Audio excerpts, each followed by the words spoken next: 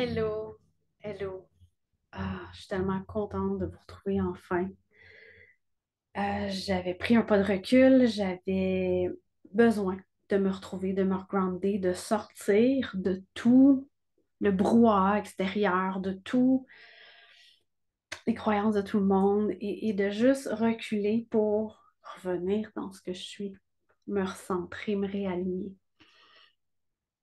Et ce qui a monté par la suite n'est qu'un petit aperçu infime de ce qui s'en vient, de ce qui continue de monter. J'intègre les énergies à un autre niveau. Je les incarne plus. Et, et aujourd'hui, j'avais envie vraiment de vous partager sur Pluton, la rétrograde de Pluton. Pluton est une planète qui est très, très, très loin dans le ciel. C'est le seigneur des underworlds, le monde souterrain, tout ce qui est caché en dessous de la Terre. C'est un astre qui est dans la mort-renaissance, qui va faire mourir des choses pour qu'on puisse renaître comme un phénix, réaligner une intensité. On pense à la lave sous la terre qui va jaillir du volcan. C'est aussi une planète de changement, de transformation, de puissance.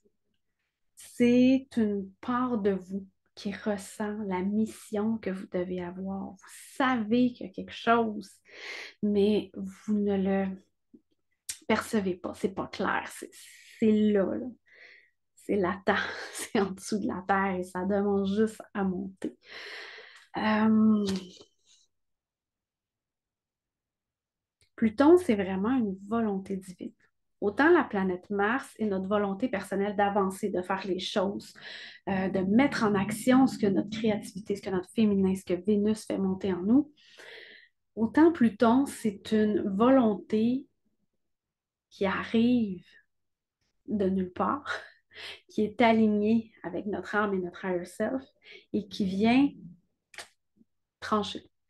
Elle vient shaker toutes les fondations, tout ce qu'on a établi avec nos planètes personnelles, Mercure, notre communication, nos pensées, Vénus, nos relations avec les autres, notre créativité, Mars, notre mise à l'action, Jupiter, qui est notre expansion, de vouloir toujours plus et de croître comme personne, et Saturne, qui est le maître du temps et des limites. Eh bien, Pluton vient vérifier, il vient shaker, il vient disséquer. Et par le temps qu'il passe dans chacun des degrés des signes, il y a le temps de creuser et de déterrer et d'aller toujours plus loin pour trouver qu'est-ce qu'on cache encore dans le fond en dessous. Qu'est-ce qu'on ne sait pas encore qu'on porte ici et maintenant. C'est aussi un très, très grand agent de transformation personnelle, oui, mais aussi un catalyseur de changement pour tout le collectif. Parce que vu que c'est une planète qui est extrêmement loin, le temps que l'énergie s'en vienne et fasse effet, ça l'agit sur des générations. Pluton est entré en Verseau le 23 mars. Il va en ressortir pour une partie de la rétrograde, mais ça reste qu'il va être en Verseau jusqu'en 2042, je crois. Bref, c'est un 20 ans. Donc, tous les enfants qui vont naître dans les 20 prochaines années vont avoir Pluton en Verseau. Donc, c'est pour ça que je vous dis que c'est générationnel. Ça marque vraiment une population. Et Pluton en Verseau, depuis le 23 mars, c'est le verso, c'est nos liens sociaux, là, c'est nos affiliations, les groupes auxquels on adhère. C'est vraiment très, très collectif comme énergie.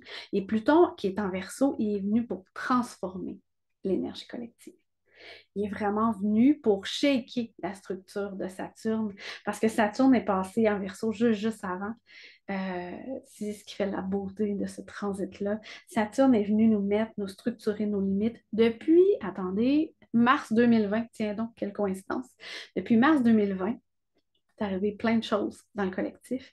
Et Saturne nous a aidés à mettre nos limites, à structurer, à gérer notre temps, à placer les choses. Et là, Pluton, ah oui, vous avez vraiment mis ça comme ça, vous êtes sûr que c'est ce que vous voulez?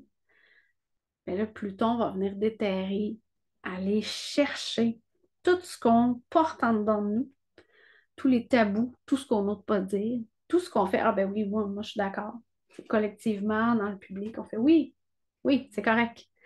Mais dans le fond, nous, on n'est pas d'accord, mais on ne veut pas s'astiner avec tout le monde. Fait qu'on fait, ben oui, ah oui, moi je m'en mêle pas. C'est correct. Faites ça comme ça. Donc, Pluton vient vraiment nous demander est-ce que vous acceptez tous les changements que vous avez vécus depuis 3 ans? Est-ce que vous pensez vraiment que tout le monde l'accepte? Et là, on va aller s'amuser dans ces énergies-là, dans ces ressentis-là, et on va toujours creuser. Parce que Pluton avance très, très, très lentement dans chacun des degrés. Et rétrograde aussi sur chacun des degrés. Donc, elle va passer quand même beaucoup de temps dans le même secteur d'une carte du ciel. Et c'est là qu'on ressent sa puissance. Je vais vous donner un exemple très concret, là. Depuis la pandémie, depuis mars 2020, il s'est passé beaucoup de choses dans le collectif. On regarde les réseaux sociaux, on regarde la télé, on regarde, il y a beaucoup de changements dans notre consommation du contenu visuel. Et il y a eu une apparition des drag queens, beaucoup, beaucoup, beaucoup dans le public. Moi, je trouve ça parfait. Je trouve ça merveilleux que tout le monde ait la parole, que tout le monde ait de la place. Mais au-delà de ça, ce que j'ai observé, c'est qu'on a tout fait, ben oui, c'est parfait, on n'a pas de problème, on est rendu là, on accepte tout, oui, oui, oui. Mais Budweiser a fait une publicité avec une drag queen et ça n'a pas du tout passé. Ça n'a pas du tout passé. Et c'est arrivé après l'entrée de Pluton en Verseau. Des gens qui ont détruit des caisses, des canettes, qui ont jeté ça dans l'évier. J'ai jamais vu autant de vidéos sur TikTok, sur les réseaux sociaux, de ça. Et qu'est-ce que c'est ça? C'est ceux qui disaient, ben oui, moi, j'ai pas de problème, je m'en mêle pas. Quand on est venu shaker leur petit monde à eux, là, on est venu les picosser, là, ça a monté. Puis le feu a monté, l'énergie, le volcan, pouf, ça a explosé. Et là, Budweiser a perdu beaucoup de ventes. Et ce n'est qu'un petit exemple de ce qui s'en vient avec Pluton en Verseau. Est-ce que tout sera négatif? Non. Toutes ces transformations-là, tout ce qui va exploser dans le collectif, c'est pour une transformation, pour quelque chose d'encore plus aligné que nous, on ne connaît pas, que notre ego, notre mental ne peut pas voir. Je ne sais pas, moi, dans 20 ans, comment va être la société. Si je regarde il y a 20 ans comment c'était, puis c'est quand mon gars est né, versus aujourd'hui, est-ce que je vais être capable de prévoir? Non, j'en ai vraiment aucune idée. Mais l'énergie le sait, l'énergie le sent, les planètes. On parle beaucoup de quantique, il n'y a pas de temps, il n'y a pas d'espace. Donc, tout ce qu'on fait comme action aujourd'hui a un impact, un effet papillon sur ce qui s'en vient. Mais je crois aussi qu'il y a beaucoup de dimensions et qu'on peut se promener et chevaucher. Donc, j'ai aucune idée de ce qui s'en vient. J'ai vraiment aucune idée. Mais je sais qu'avec Pluton en Verseau, il y a une transformation immense dans tout ce qu'on va vivre dans le collectif dans les prochaines années qui s'en vient. Et là, on vit une rétrograde depuis le 1er mai. Une rétrograde, c'est lorsque la planète qui tourne autour du Soleil arrive à un certain angle par rapport à la Terre. Pour nous, elle semble reculer dans le ciel. Alors qu'en fait, elle continue son transit. Et c'est juste le positionnement par rapport au Soleil qui fait que pour nous, elle recule. Simplement ça. Qu'est-ce que ça fait en astrologie? C'est que lorsque la planète avance, l'énergie est dirigée vers nous. Donc, il y a un motion, il y a vraiment une action, il y a un mouvement. Et lorsqu'il y a une rétrograde, on revient vers l'intérieur. Le mouvement de l'énergie est complètement inversé. Donc là, c'est un retour à soi. L'énergie de la planète est venue agir sur chaque personne à l'intérieur d'elle. Donc, elle va retourner en Capricorne à partir du 12 juin jusqu'au 23 janvier 2024. Pluton retourne en Capricorne. Le Capricorne, c'est quoi?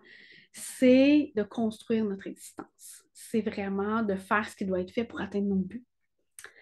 Et là, on va être en introspection. Qu'est-ce que vous avez fait depuis 2008 parce que Pluton était en Capricorne depuis 2008.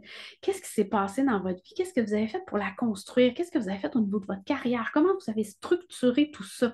Gouverné par Saturne, structure. Donc, on va regarder ce qui s'est passé, ce qui nous est arrivé, mais tout ça est dans votre inconscient, là. Mais vous allez avoir des pensées par rapport à ça. Ah, vous allez avoir des dans le temps, ou ah, quand j'ai fait cette chose-là, ou ça va revenir à l'intérieur de vous.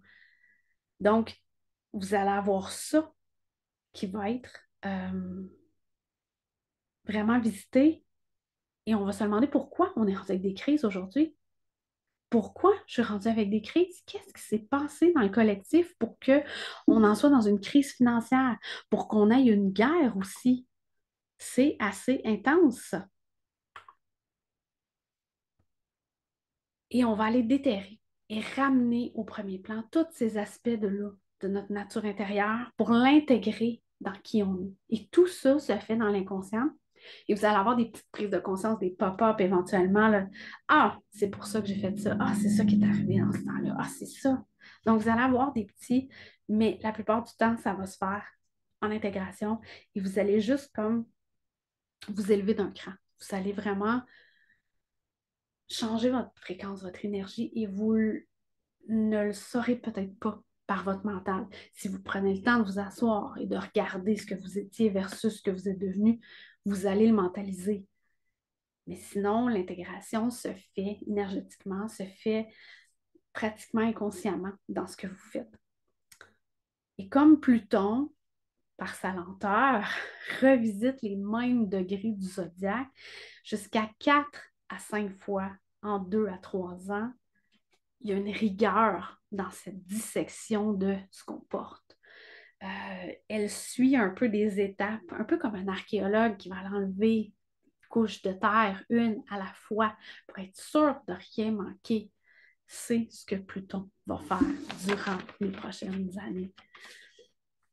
Et c'est toujours plus profond.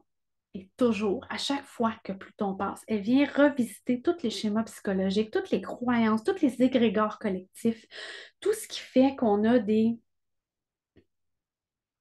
peu des œillères. Moi, je pense comme ça. Je regarde là, je fais ça. Toute cette structure-là, Pluton va vraiment effacer toutes ces frontières-là entre votre conscient et votre inconscient. Et là, vous allez voir vraiment les schémas obsessionnels que vous avez. Et il y a vraiment une prise de conscience qui amène une mort de ces schémas-là. C'est vraiment très, très symbolique, là. C'est une mort, renaissance, parce qu'on en arrive à un lâcher-prise pour nous permettre à se transformer. Et on apprend à abandonner ce qu'on croyait être absolument nécessaire à notre vie de tous les jours. Et on découvre à quel point on est puissant, à quel point on est ingénieux quand on n'a pas ce qu'on veut avoir, à quel point on est capable de penser autrement puis d'aller encore plus loin dans ce qu'on porte, dans ce qu'on est, dans ce qu'on a envie de faire. Parce que là, on a un but puis on essaie de l'atteindre. Et souvent, et souvent, c'est notre ego, c'est notre mental qui a fixé ces objectifs-là, qui a, selon ce qu'on a appris, selon quand on est jeune, si on se fait dire qu'on doit aller à l'université, qu'on doit avoir des bonnes études, ben on va s'en aller comme ça. On va suivre ces schémas mentaux-là. Et Pluton, lui, nous apprend à effacer complètement ça pour le voir autrement. Si ce n'est pas aligné avec toi, tu ne suivras pas les schémas mentaux. Va arriver des choses. Et c'est hors de ton contrôle. Pluton arrive et fait s'écrouler à peu près tout. Et l'humain a une très grande capacité de déni dans la vie, de ne pas voir, de se fermer les yeux, de se cacher. Mais quand Pluton laisse sa marque, on ne peut pas nier ce qui monte, ce qui est à l'intérieur, ce qu'on porte. C'est vraiment une libération d'une ancienne compulsion qui nous paralysait, qui nous empêchait de bouger, qui nous gardait les deux pieds dans le ciment parce qu'on devait faire les choses comme ça selon l'égrégore auquel on adhérait ou la croyance. Et ça nous empêchait de briser nos liens. Mais Pluton, lui, il coupe. C'est fini. T'es plus attaché. Là. Vas-y, lâche ça. Fais ce que tu veux. Tant que c'est aligné. tant que ton higher self partage bien, puis que tu reçois cœur ouvert, tu vas trouver ta voie. On peut ressentir une grande douleur quand Pluton passe, parce qu'il y a toute une énergie, il y a tout un potentiel qui n'est pas réalisé des choses. Il y a des affaires qui étaient cachées, qu'on ne peut pas expérimenter, qu'on ne peut pas exprimer, il y a des désirs insatisfaits, il y a tout ça à l'intérieur de nous, tout est là. Et notre âme se retrouve vraiment contrariée. Elle se retrouve prise et elle finit par trouver une libération à travers les obsessions complètement passionnées qui deviennent un véhicule de changement, un véhicule de transmutation, une transcendance de l'énergie, simplement. C'est de reconnaître consciemment nos passions, nos obsessions. Ça, ça peut être un rituel de purification, ça peut être une sorte d'exorcisme, de sortir nos démons, que de le dire, que de le montrer, que de le mettre en lumière, d'arrêter de se cacher. Pluton n'aime pas ce qu'on se cache, parce que lui, il fouille là-dedans. Pluton, il rouvre la porte de la vieille grange de tous tes tabous, de tous tes secrets, de toutes choses que tu ne sais même pas que tu as à l'intérieur de toi. Il rouvre les portes grands, puis il se met à fouiller partout là-dedans. Ça, j'en ai pas besoin. Ça, on n'en veut pas. Ça, parle-en, ça fait partie de toi. Ça, on va le mettre direct au milieu pour que tout le monde le voit. Donc, c'est vraiment une énergie qui t'oblige, qui t'allie, qui te transporte complètement. Et c'est souvent la dernière planète qui va faire mûrir notre ego. C'est la plus difficile à intégrer lors des transits parce que c'est une planète qui est très, très loin. Chaque année, le Soleil passe sur Pluton, fait une opposition à Pluton. Donc, il y a un paquet de transits comme ça, mais qu'on ne ressent pas nécessairement. C'est plus une énergie de transformation qui va venir travailler avec l'autre astre avec lequel il est en transit, alors que euh, fin trentaine, 39, 38, 40 ans, votre Pluton natal fait un angle de 90 degrés, donc un carré, avec Pluton dans le ciel. Et là, je donne une approximation parce que Pluton ne passe pas toujours le même temps dans chaque signe du zodiaque parce qu'il a une orbite elliptique. Ce n'est pas un beau cercle. Mais fin trentaine, je voudrais que c'est le déclenchement de la crise de la quarantaine, à mon avis. Pluton fait un carré. Et à ce moment-là, vous travaillez vraiment avec cette énergie-là. S'il y a des aspects avec d'autres planètes natales, c'est encore plus transformateur, c'est encore plus libérateur. Mais c'est souvent une période de doute, d'inconfort, où il arrive des choses dans notre vie où nous, on avait poursuivi un chemin. Puis à un moment donné, on fait, je ne peux plus y aller. Est-ce que j'ai vraiment encore envie d'y aller? Et là, il y a une grosse remise en question. Il y a un éveil qui fait que moi, j'ai vécu toute ma vie comme ça, mais finalement, c'est peut-être pas le chemin que j'ai envie de prendre. Donc, cette crise de la quarantaine-là, il y a d'autres transits, mais à mon opinion, à moi, débute avec le deuxième retour des nœuds lunaires, deuxième retour de nœud nord, alignement sur ce que votre âme est venue chercher, ce qu'elle a envie d'amener dans sa vie. Et ensuite, le carré de Pluton qui vient complètement chambouler toutes vos fondations, toute votre structure, tout ce que vous aviez mis en place pour vous demander est-ce que c'est vraiment là que tu voulais aller. Et lors de la rétrograde, elle dure quand même longtemps, là. Elle va avoir lieu jusqu'au janvier. Jusqu'en janvier? Oui, quand même plusieurs mois. C'est long. C'est très, très, très, très lent, le temps qu'elle recule. Puis pendant cette rétrograde-là, elle va reculer de quelques degrés, mais le soleil va continuer d'avancer dans la carte du ciel. Et l'endroit où le soleil va devenir en opposition, au milieu de la rétrograde, je dirais le mois d'août. Surveillez votre mois d'août. Où le soleil s'oppose à Pluton. Ça arrive une fois par année.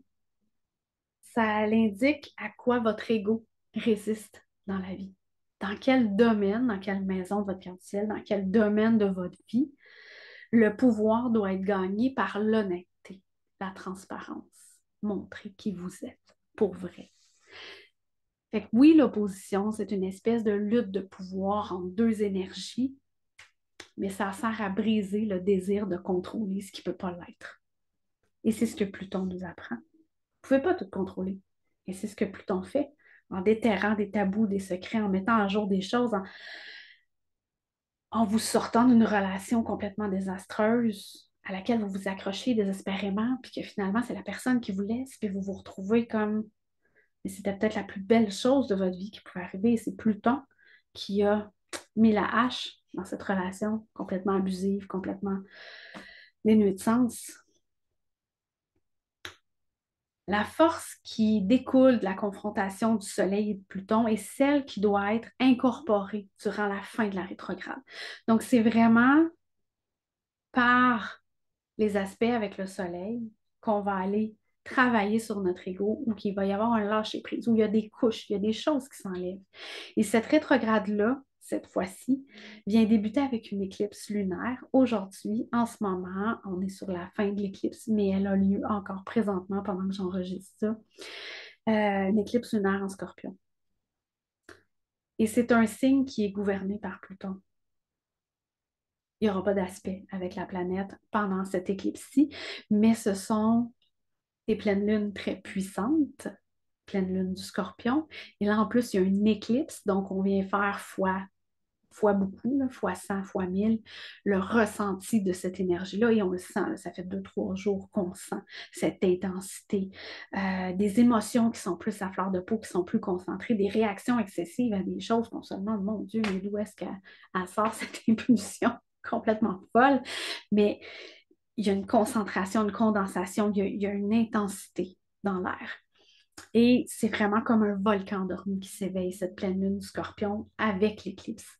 On est vraiment dans l'explosion des choses. Et comme c'est sur le nœud sud, l'éclipse lunaire, c'est de laisser aller quelque chose, laisser aller des vieilles énergies, des vieux tabous, des vieilles couches. On enlève, on enlève, on enlève, on n'en veut plus, on n'en a plus besoin. Donc, c'est de se nettoyer, lâcher prise sur quelque chose qu'on ne veut plus. Et c'est une pleine lune qui est souvent très émotive, mais aussi l'énergie sexuelle peut être très, très, très intense. Vous pouvez avoir des pulsions.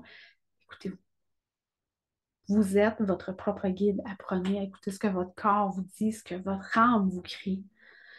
Attention à la jalousie, par contre, avec les émotions très élevées en ce moment. La rétrograde de Pluton fait partie des étapes de la transformation psychique. Il y a 3 composantes dans ce processus-là qui commencent avec la mort de l'ancien et se terminent avec la naissance du nouveau. Donc, on parle de la désintégration, purification, régénération. Et dans le langage archétypal de l'astrologie, ces 3 étapes-là de transformation, qu'on peut aussi nommer éclatement, dissolution, renouvellement, c'est un peu la même chose, correspondent au symbolisme des 3 planètes les plus éloignées du système solaire, Uranus, Neptune et Pluton. Ces planètes sont appelées les ambassadrices de la galaxie parce qu'elles relient notre monde avec notre monde personnel, notre monde fini, notre monde physique, notre monde structuré, représenté par Saturne, qui est la porte, en fait, vers cet endroit-là, qui est le père du temps. Et ce...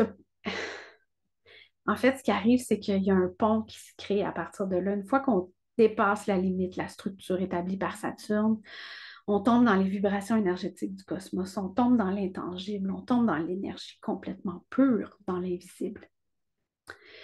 Et ces 3 planètes-là annoncent la destruction de la forme cristallisée des choses, la destruction des croyances et nous entraînent vraiment symboliquement dans ce processus-là de transformation, qui est un voyage qui nous permet d'harmoniser les forces collectives de l'univers, parce que là, on n'est plus juste dans des planètes personnelles qui vont vite, qui ont un impact rapide, on est vraiment dans une énergie plus lointaine qui a une influence sur plusieurs générations.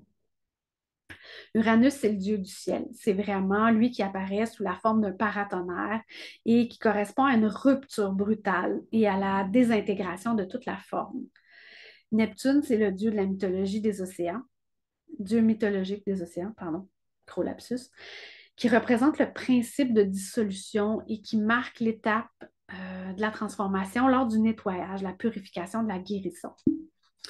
Et on a Pluton. Ah, il colle. Sorry. Pluton, qui était le dieu des enfers, qui est toujours en fait le dieu des enfers, qui est associé à la mort, à la renaissance, qui va muter, qui va régénérer, qui va concevoir et engendrer une nouvelle vie à être. Donc, c'est là la renaissance des choses. Euh, Ce modèle-là de transformation s'applique à la fois à toutes les petites morts que vous vivez dans vos vies tous les jours, à tous les petits deuils qu'on fait de certaines choses dans notre vie. Puis ça s'applique aussi à la grande mort qui est la fin de notre vie. Donc, travailler avec Pluton, c'est pas une énergie très, très simple. C'est pas une énergie reposante. Ça nous force à nous regarder en face dans un miroir et à nous voir tel qu'on est, à voir ce qu'on n'aime pas. Tout ce qu'on a honte qu'on porte à l'intérieur de nous, tout ce qu'on ne sait même pas qu'on porte. On est obligé de le regarder parce qu'on se regarde dans un miroir. Et Pluton nous dit, t'es belle pareil, regarde-toi, regarde ce que t'es vraiment. T'es tellement plus grande que ce que tu penses. Et cette énergie-là qui vient de tellement loin, on ne peut pas l'empêcher de sortir. Elle vient là, du centre de la Terre et elle monte. C'est plus fort que nous. Elle arrive, on le sent, on essaye de contrôler, on essaye, mais des fois c'est trop. C'est juste trop. Fait que là, on se tasse, on lâche prise. Et là, il y a une explosion. C'est la beauté de cette énergie-là. Et pour travailler avec Pluton, moi, j'aime beaucoup, beaucoup, beaucoup l'énergie de la crone, l'énergie de la femme sage. C'est un des trois aspects de la triple déesse. Les deux autres, c'est la Vierge et la Mère. Et le troisième, c'est la femme sage, dont on parle beaucoup moins souvent. On aime l'énergie de la Vierge parce que c'est une énergie de printemps, c'est une énergie de légèreté, c'est une énergie d'expansion. On est comme à la découverte du monde, tout est merveilleux, ça va bien. Puis on a l'énergie de la mer, qui est une énergie qui est plus centrée, qui est plus maturée, qui est capable de faire tellement de choses. Mais la sage-femme a été tellement effacée du paysage, a été tellement dénaturée qu'elle est rendue la plus difficile à accepter. On a vraiment de la misère à aller dans cet aspect-là de ce qu'on est. On la nomme aussi la vieille femme, la sorcière, la dark mother. On l'associe aux enfers. Est vraiment décrite comme assoiffée de sang, sexuellement provocante et extrêmement laide. Elle vient vraiment gouverner un territoire de chaos qui représente les aspects inconnus et sauvages de qui on est. Le underworld de Pluton, en fait.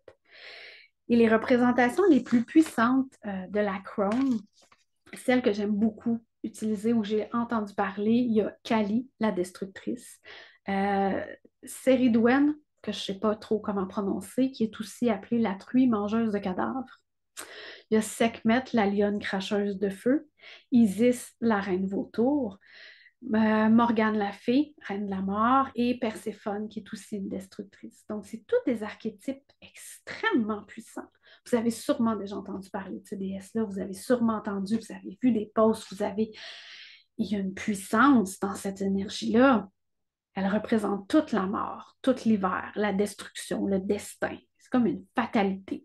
Même la faucheuse qu'on voit à l'occasion qui brandit sa faux pour prendre une vie provient d'une ancienne déesse Sith dont le symbole est celui d'un croissant de lune. Donc la faux qui est courbée vient de là.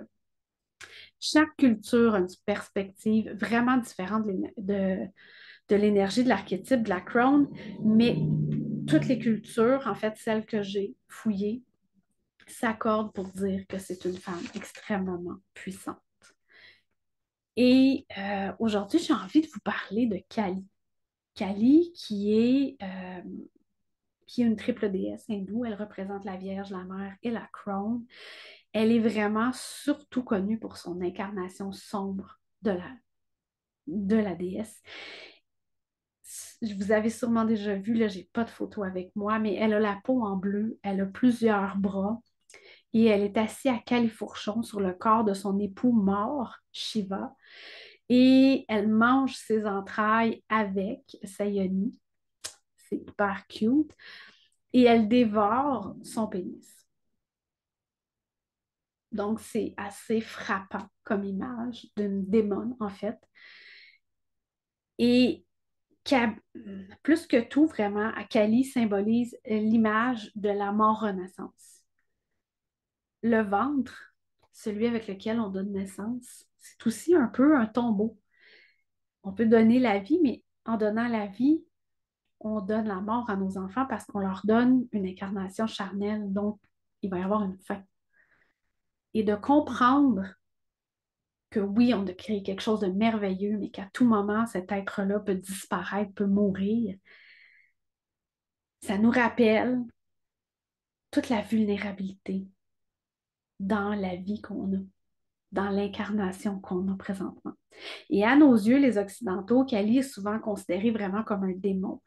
Mais tout ce qu'on projette, en fait, sur cette déesse-là, c'est vraiment le reflet de nos peurs à nous.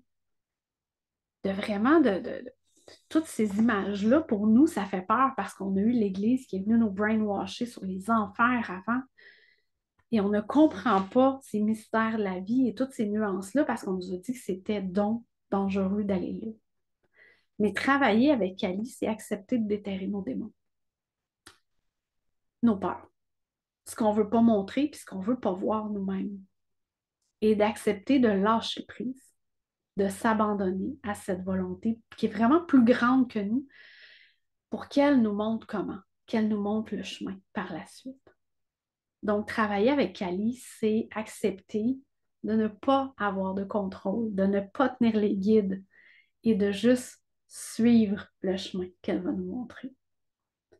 On a Sekhmet, qui est la déesse lionne.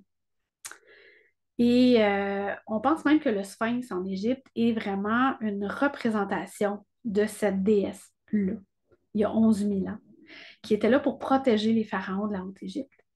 Puis on dit que le souffle de cette déesse de Sekhmet a créé les vents chauds du désert et que les flèches de feu peuvent jaillir de ses yeux. Elle est puissante, la madame.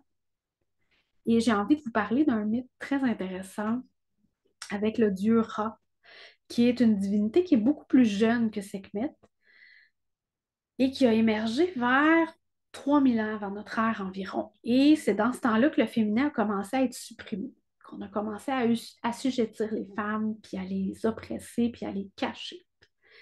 Et en conséquence, les déesses qui étaient plus anciennes ont été souvent un peu immergées dans cette nouvelle culture patriarcale-là en tant qu'épouses ou esclaves, ou ils ont juste pas pris. Toi, c'est trop compliqué, non, on t'amène plus. T'existes juste plus. On a effacé un pan de l'histoire. Et dans l'histoire de Ra, que je vais vous raconter, là, c'est un petit paragraphe, il semble avoir créé Sekhmet et la gouverner.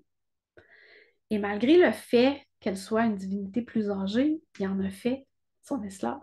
Il en a fait son objet.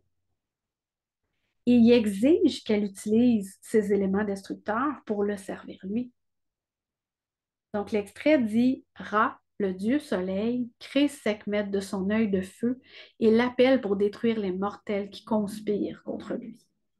Quand il voit du sang couler dans les rues, il sait qu'il doit l'arrêter avant qu'elle n'aille trop loin. Et c'est pourquoi il produit une bière ocre rouge. Dans sa soif de sang, elle en boit, s'enivre et s'endort immédiatement et redevient une déesse bienveillante et aimante.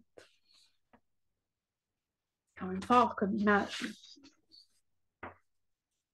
Et c'est là qu'on a cet aspect-là de la crone, de l'énergie de la Great Mother et, et du pouvoir sombre et destructeur et transformateur des femmes, particulièrement pendant les menstruations. Et c'est à ça qu'on fait référence.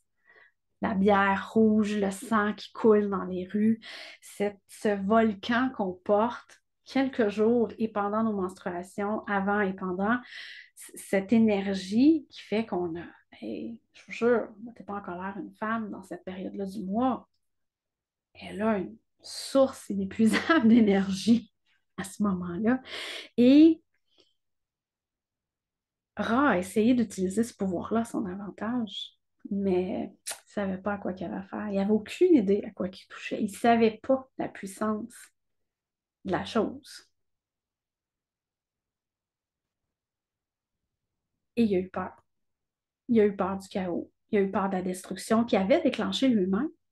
Et il est obligé de prendre les grands moyens pour arrêter tout ça. Ça n'avait pas de bon sens.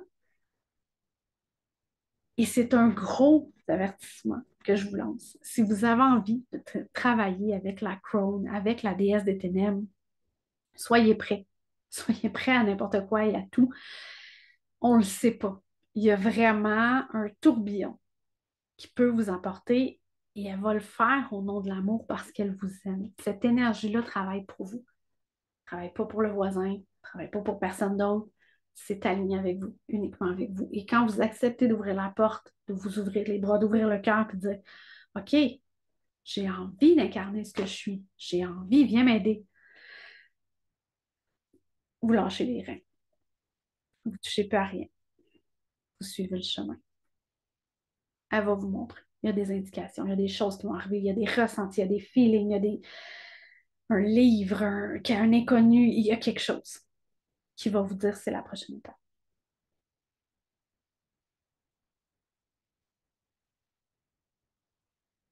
Et Ra a essayé de contrôler cette énergie-là. Puis il s'est même moqué, en fait, un peu de ce qu'elle était, de son pouvoir, parce qu'il voulait montrer à tout le monde que c'était lui le boss. Mais la crone n'est pas là pour servir personne. Et on ne peut pas la réduire au silence. Et c'est vraiment, moi je trouve ça fascinant. C'est une énergie qui revient énormément et qu'on ressent et qui prend sa place. Et je le vois comme un gros avertissement au patriarcat. On est en train de reconnecter à notre source propre, à notre propre pouvoir créateur. Et quand ça va arriver, là, il n'y a personne qui va pouvoir nous dire quoi faire parce que ça va venir de là. Ça va venir de notre intérieur. On va savoir qu'est-ce qu'on peut faire. Puis quand quelqu'un va dire, voilà, tout ça va pas là. Ah non, pas question qu'on fasse ça. Tassez-vous. Moi, c'est là qu'il faut que j'aille. C'est tout. On est avant tout des êtres d'énergie dans un corps physique. Donc, il est vraiment essentiel qu'on permette à l'énergie, par nos chakras, par nos corps énergétiques, d'agir un peu comme un... Les chakras sont notre paratonnerre. C'est vraiment un canal par lequel on va vraiment laisser l'énergie s'écouler, soit de la terre vers le ciel, soit du ciel vers la terre. Et cette connexion-là, c'est vraiment, c'est vraiment ça qu'on doit faire. On doit apprendre à reconnecter avec la terre, avec le ciel et à juste laisser l'énergie fluidement circuler à travers les chakras. Et je sais que c'est pas facile. On n'est pas dans un monde invisible, on est dans un monde physique. Les gens n'en parlent pas. Mais on doit accepter ce qui vit sous terre pour être capable d'arriver à cet alignement, à cette pleine incarnation de ce qu'on est, à ce plein ressenti tellement plus grand que nous. Et cette énergie-là fluide et ardente qui est sous la terre, un peu comme la lave qui coule plus lentement que l'eau, mais qui est complètement implacable dans son passage, qui va vraiment détruire tout, cette énergie-là qui circule, il faut lui permettre de sortir. On a besoin de sa puissance. La crone, dont la vision claire nous voit pour ce que nous sommes vraiment, au-delà là, de ça, là, de ce corps-là, de ce que je vous montre. Elle voit l'âme à l'intérieur. Et elle nous voit au-delà de nos masques, au-delà de nos faux semblants, au-delà de nos peurs, nos croyances, nos blessures, nos doutes. Elle voit l'âme à l'intérieur de chacun de nous. Et à l'opposé de la Vierge qui nous apporte ce côté de naissance, de créativité au monde, la déesse noire représente plus l'expiration et la mort. On est à l'opposé, complètement dans l'énergie. Et je vais vous faire une image quand même puissante, mais un peu dégoûtante, mais elle porte vraiment avec elle, la crone, un gros chaudron de liquide bouillant. Et elle nous invite à y entrer, entrer à l'intérieur de cette mixture bouillante pour que la viande de nos histoires, nos croyances, tout ce à quoi on s'attache ici et maintenant, pour que cette viande-là soit séparée des os de notre sagesse à l'intérieur de nous. On a une sagesse innée à l'intérieur, dans nos cellules, dans ce qu'on est, qui nous suit à chaque génération, à chaque incarnation, à chaque moment de notre vie, pour nous rappeler. Il faut lui laisser la place pour justement être capable d'aller chercher ces petites perles-là que vous portez en dedans de vous. Et des fois, là, on a une envie de quelque chose. J'irai à tel endroit, c'est un appel intérieur. Je le sais que ça, c'est pas bon pour moi. Ça vient d'une vie d'avant. Vous avez fait cette expérience-là. Vous n'avez pas aimé ça. Et si jamais je vous ai fait peur, ça se peut, j'étais quand même intense, sachez, sachez que vous ne pourrez pas éviter la Crohn. Vous ne pourrez pas l'éviter. Elle est là et elle va venir vous chercher. Vous tentez d'éviter la Crohn, elle va vous retrouver. Si, si vous voulez vous cacher dans un coin, elle va le trouver, le coin où vous êtes. Et elle va arriver. Elle va venir vous chercher parce qu'elle vous aime. Parce que elle ne vous laissera pas être moins que ce que vous devez être. Elle le sait, ce que vous portez. Elle sait tout ce que vous êtes capable. Donc, elle ne vous laissera pas vous cacher. Elle veut que vous vous ouvriez au monde. Et je vous demande de l'accueillir à ce moment-là. Si vous n'êtes pas prête aujourd'hui, au moment où elle va venir cogner à votre porte, accueillez-la à cœur ouvert. Accueillez-la dans votre vie. Sinon, elle va arriver brusquement. Puis là, c'est le chaos. C'est la destruction de ce que vous aviez établi. Et elle ne se verra pas refuser ce qui lui revient de droit. Vous portez cette énergie-là. Honorez-la. Acceptez de lui ouvrir la porte. On a à la base la colonne vertébrale, l'énergie de la Kundalini qui est endormie. C'est un petit morceau de l'énergie du dragon, du serpent, qui est abandonné par la déconnexion qu'on a eue de la conscience de la Terre. Et ça explique pourquoi beaucoup de gens n'ont pas l'impression d'appartenir à la planète, ont l'impression de venir d'ailleurs, ou ont des problèmes de rejet, d'abandon. Ces blessures-là qu'on porte qui fait qu'on a toujours l'impression que tout nous laisse tomber et qu'on ne sera jamais capable de tout faire.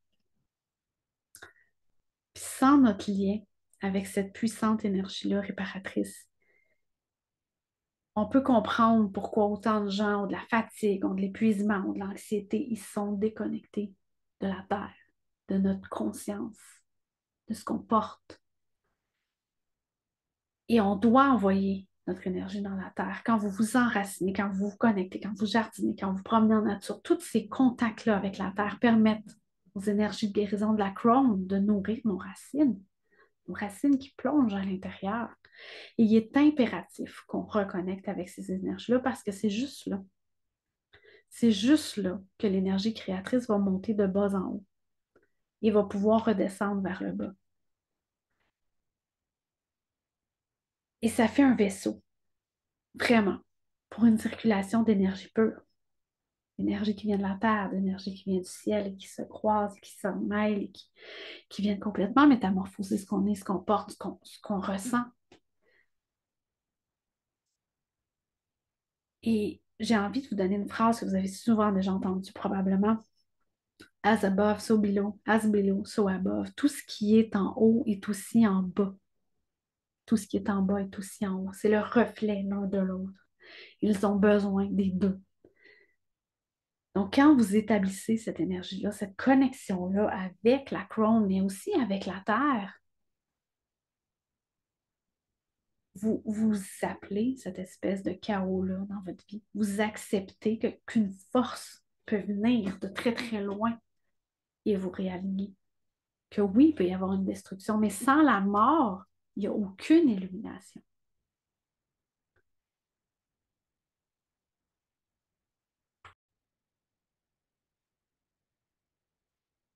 J'ai envie de partager avec vous un exercice extrêmement puissant, qui est une reconnexion avec notre utérus.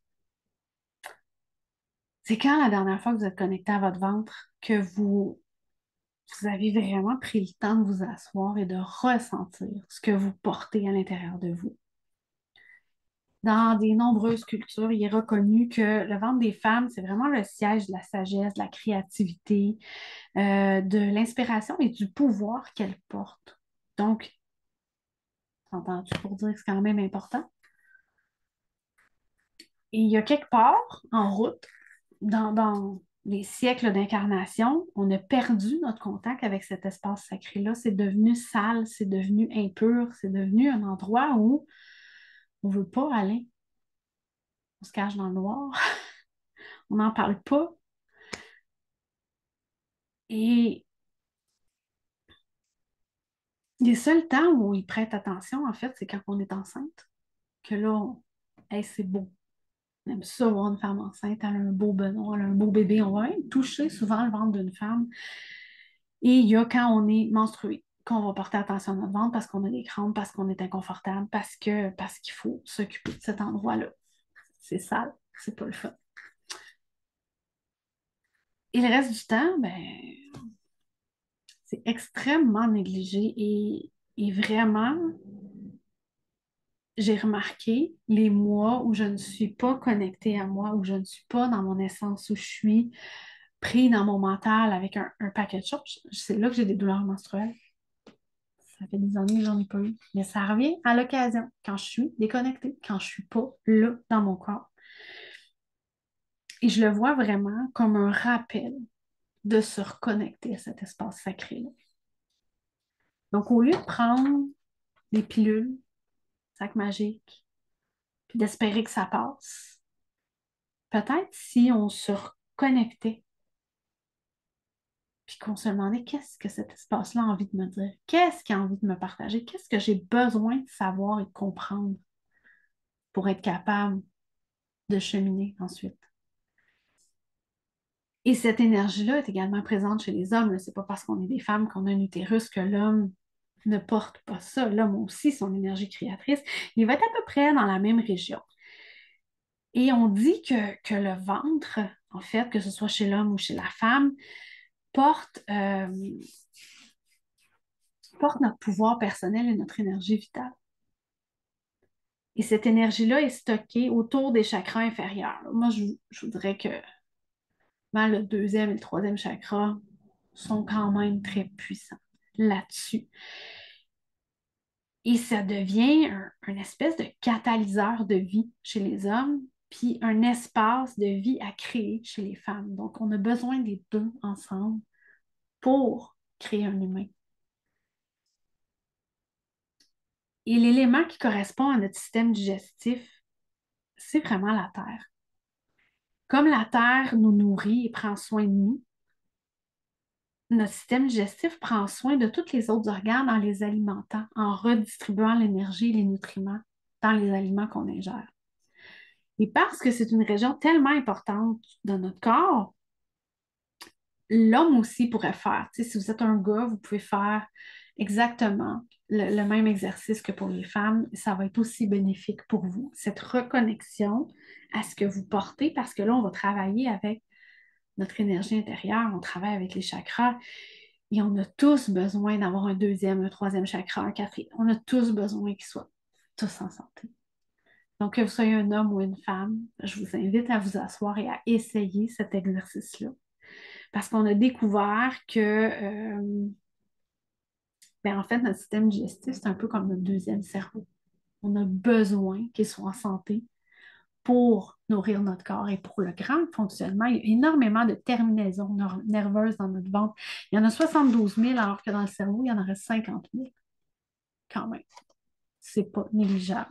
Et en médecine chinoise, l'intestin grêle, c'est vraiment l'endroit où les problèmes émotionnels les plus profonds sont stockés. Et en médecine tibétaine, l'intestin, c'est le centre de l'affection et les liens qu'on a avec les autres. Donc, c'est pas négligeable, vraiment pas. Et pour les femmes, notre ventre, c'est vraiment ce qui nous rend divinement féminines. Et malheureusement, on a appris à avoir honte de cette féminité-là. C'est, quand on y pense, on nous oblige à nous déconnecter de notre corps. On a la capacité de créer autant à l'extérieur de notre corps qu'à l'intérieur. Et c'est un peu comme un miracle. Moi, quand j'étais enceinte, j'étais fascinée que deux cellules se mettent ensemble pour former un être humain complet, dans toute sa complexité, dans tout ce qu'il est. Et tout ça s'est fait dans mon ventre. C'est vraiment extrêmement magique et merveilleux. Et c'est difficile à tout comprendre avec notre cerveau humain, autre que oui, on sait le développement, il y a une cellule qui se divise en deux, qui se divise en quatre. Bon, bref, si on va au-delà de ça, c'est un être humain complet qui sort de notre ventre. C'est fascinant. Tout ce qu'on est capable de créer, et c'est inconscient, je veux dire, je n'ai rien fait, moi, ça s'est fait tout seul. Et on devrait être fiers de ça. Et on devrait le célébrer. Mais on a mis nos besoins, on a mis nos désirs de côté. Et là, je vous propose de réveiller votre déesse intérieure. Vraiment d'aller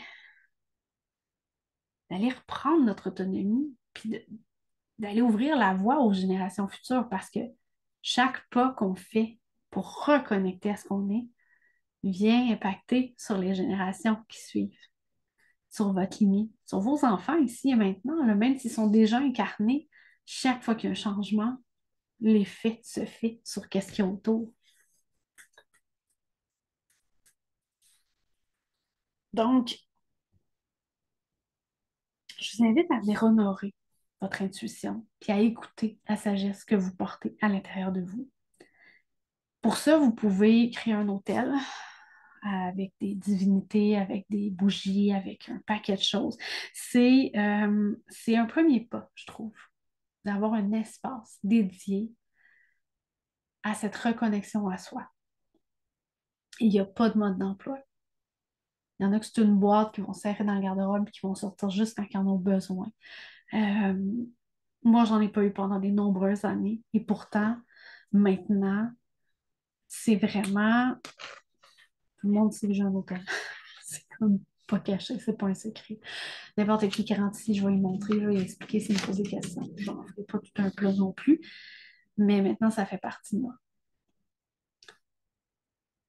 Et juste avant de passer à l'exercice, j'ai envie de vous mettre de l'avant que quand on déconnecte à notre espace souterrain, à notre utérus, à ce qu'on porte, il y a un déséquilibre qui se passe dans cet aspect-là de vous-même. Le chakra devient bloqué, devient fermé, devient restreint parce que vous ne voulez pas aller là. Et là, on bloque notre créativité, on bloque notre libido. On peut avoir des problèmes de fertilité. Euh, il y a d'autres problèmes dans nos relations personnelles qui peuvent apparaître. C'est lié. C'est lié à notre connexion aux autres. Et on peut avoir des douleurs physiques, des menstruations difficiles dans cette région-là. C'est un appel de votre corps qui dit: Hey, c'est assez. Regarde à l'intérieur. Arrête de me négliger. Tu n'as pas à avoir honte de ce que tu es. Il y a un paquet de secrets de l'univers ici. C'est un cadeau que vous portez comme femme et vous devriez en être fière d'avoir cet espace-là.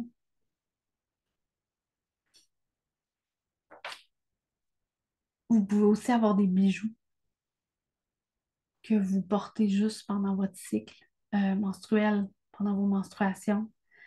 Des sous-vêtements rouges. Moi, j'en ai. J'adore ça. Ça s'est fait complètement par hasard, en fait.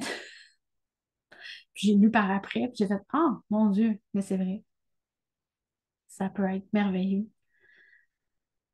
Comme ça, on arrête de fuir et on reconnaît qu'est-ce qui surgit, puis on se permet de les exprimer. Donc, si vous voulez, on va commencer. On va se connecter à notre utérus. On va commencer par vraiment s'installer confortablement. Vous pouvez vous coucher sur le dos. C'est juste que moi, pour les besoins de la vidéo, je ne le ferai pas. Vous allez mettre vos pieds ensemble devant vous pour former un losange. Coucher complètement sur le dos avec les mains sur le ventre. Sinon, je vais le faire assis. Vous pouvez le faire assis sur une chaise aussi. Ça fonctionne quand même très, très bien pourvu que vous soyez confortable. Et là, on va prendre quelques grandes respirations par le nez. On expire par la bouche.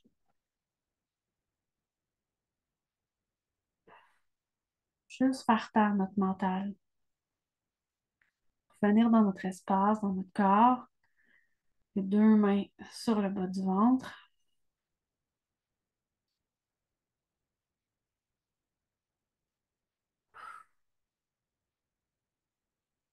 Et là, vous allez centrer votre attention sur cette région-là de votre corps. Vous allez vraiment amener votre intention là pour vous connecter à cet espace-là. Et à chaque inspiration, vous amenez de la lumière jusqu'à votre utérus.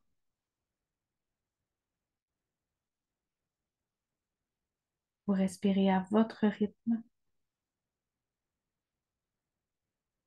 parce qu'on veut une connexion à notre corps. Donc, on l'écoute, on le laisse aller. On ne contrôle pas la respiration.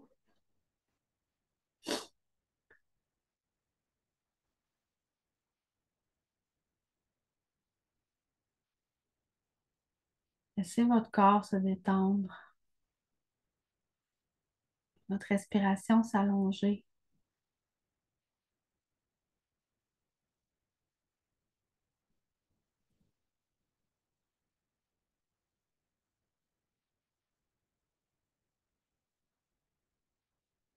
Continuez d'amener de la lumière à chaque inspiration.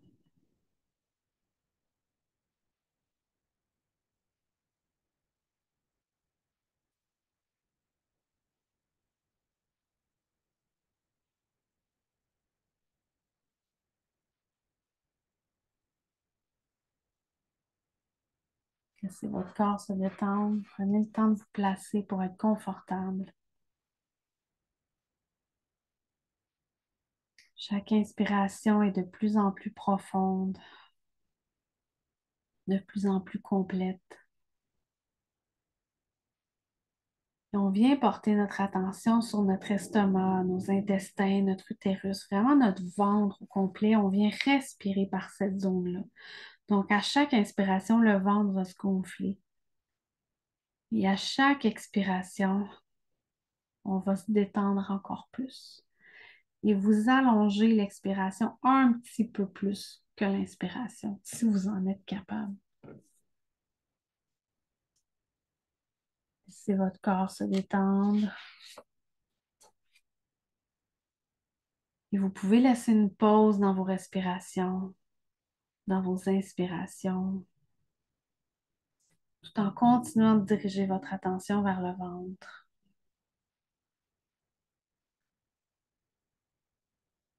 Sachez que vous êtes en sécurité et vous êtes divinement protégé dans cet espace et dans ce temps.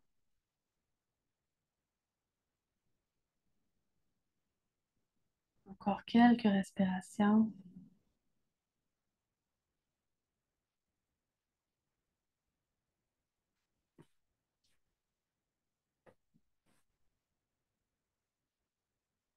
On va placer les mains en Yoni Mudra. au-dessus de notre ventre. Le Yoni Mudra, c'est vraiment le pouce et l'index les deux pouces en fait, les deux index qui se touchent. Et on va venir mettre le dos de chacun des doigts ensemble au centre et on va venir mettre ça sur le bas de notre ventre.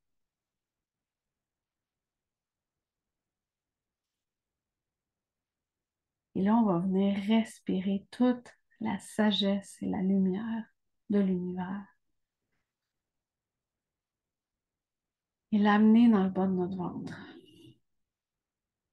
À chaque inspiration, laissez cette énergie-là descendre et demandez à votre ventre s'il y a quelque chose qu'il aimerait partager avec vous en ce moment. Aucun jugement, juste de l'écoute, de l'observation, sans aucune attache. Qu'est-ce que votre corps a envie de vous partager?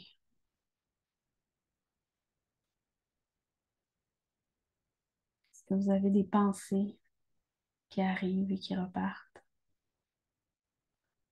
Que c'est plutôt des sensations dans votre corps? Que c'est des émotions qui remontent? Laissez venir sans aucun jugement.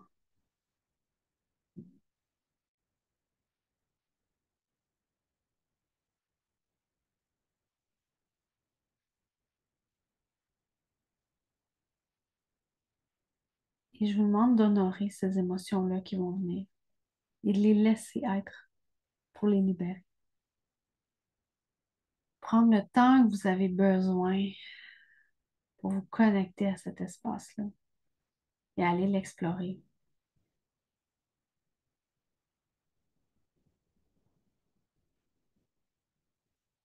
Prenez le temps que vous avez besoin.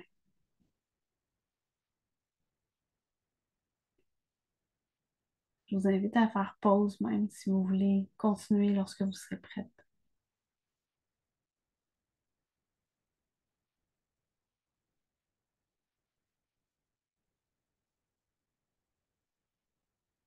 Une fois que vous avez laissé monter ce qui avait besoin d'émerger, je vous invite à imaginer des racines qui partent de votre ventre et qui descendent dans la terre jusqu'au centre de la terre-maman, à travers tout le sol, à travers les roches, le magma, jusqu'au centre de la terre, où il y a un immense quartz pur. Et vous allez enrouler vos racines autour du quartz. Vous allez laisser les énergies de guérison et d'ancrage remonter dans vos racines jusque dans votre ventre. Chaque inspiration, vous sentez cette énergie-là forte qui remonte à l'intérieur de vous. Et à chaque expiration, vous allez lui envoyer à ce quartz toute la douleur, les énergies négatives auxquelles vous vous accrochez, tout ce qui a remonté durant votre méditation, vous lui laissez. Il va le nettoyer, il va le guérir. C'est ce que Terre Maman fait pour nous. Donc, laissez sa force, sa douceur, sa chaleur, son énergie de guérison monter. Et n'ayez pas peur de lui laisser toutes vos douleurs, vos peines, vos souffrances. Vous pouvez vraiment tout lui donner. Et continuez jusqu'à ce que vous vous sentiez centré, équilibré. Et laissez son énergie maternelle, son énergie nourricière, vraiment venir vous guérir, comme si elle vous prenait dans ses bras. Il vous disait maintenant, c'est terminé.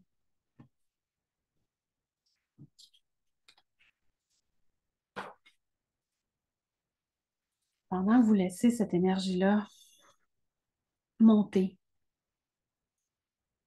je vous invite à répéter après moi à voix haute ou dans votre tête, comme vous voulez, quelques affirmations. Mon ventre est sacré.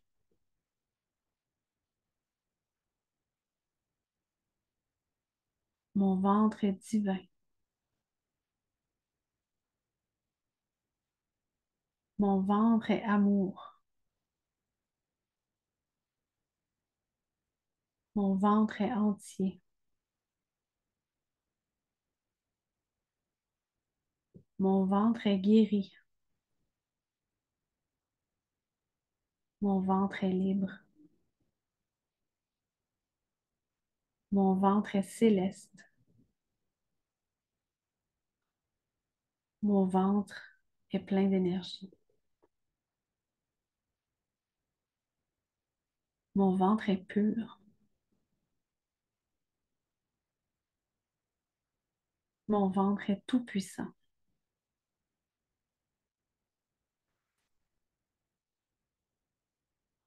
Mon ventre est le siège de ma créativité et de ma sagesse.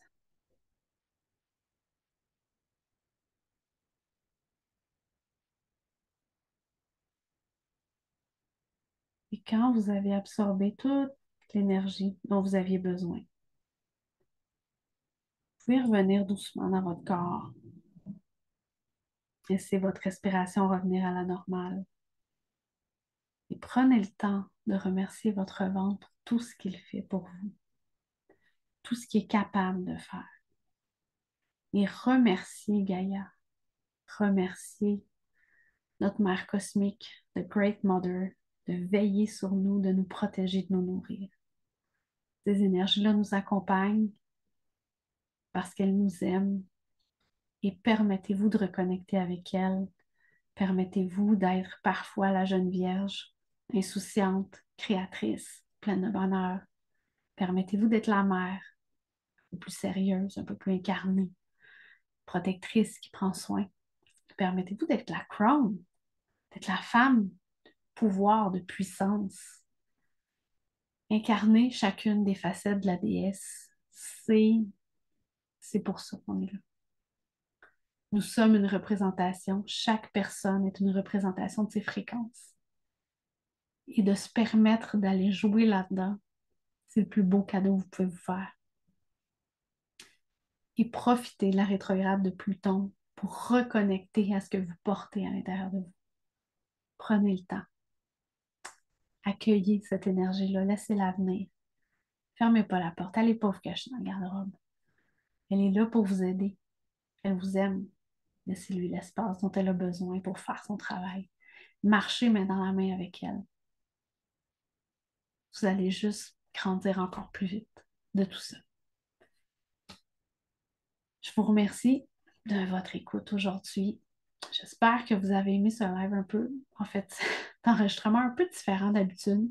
Je vous invite à laisser vos commentaires. Vraiment quelque chose qui est en train de changer et je pense que je me dois de prêcher par l'exemple et d'incarner ce que je suis. Donc, sur ce, je vous souhaite une super belle journée. Gênez-vous pas de faire des commentaires et de m'écrire s'il y a quoi que ce soit.